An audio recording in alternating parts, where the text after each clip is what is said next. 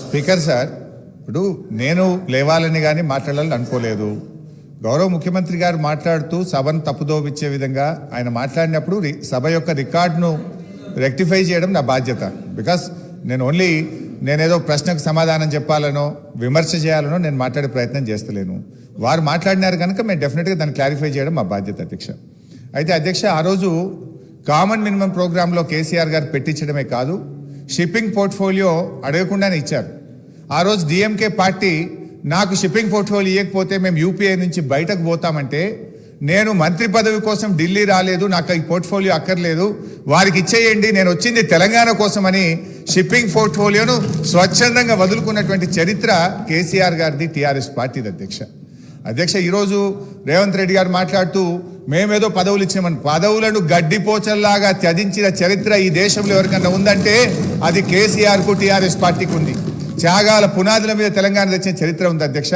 అనవసరంగా మేమేదో పదవులు ఇచ్చినామని, మేమేదో పదవుల కోసం పాకులాడినామనేటువంటి విధంగా వారు మాట్లాడద్దు.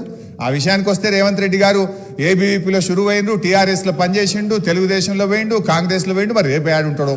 పార్టీలు మారిన చరిత్రలు మీకున్నాయి, కానీ మాకు అట్లాంటిది ఏం లేదు అధ్యక్ష.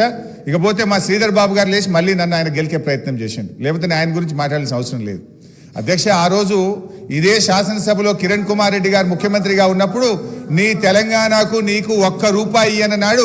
పేగులు దిగదాకా కొట్లాడింది ఎవరు, పెదవులు మూసింది ఎవరో కూడా ఈ రాష్ట్ర ప్రజలకు గుర్తున్నది అధ్యక్ష. ఉన్నారు ఇవాళ ఇక్కడ చాలా మంది, ఆ రోజు ఉన్న వాళ్ళు కూడా ఇక్కడ ఉన్నారు. ఆ రోజు మేము పేగులు దిగదాకా పోడియంలోకి పోయి కొట్లాడినాము, ఆ రోజు మీరు పెదవులు మూసుకొని మాట్లాడినటువంటి చరిత్ర కూడా కాంగ్రెస్ పార్టీకి ఉంది అధ్యక్ష. నేను అనేది మాకు ఓపుకున్నది అధ్యక్ష.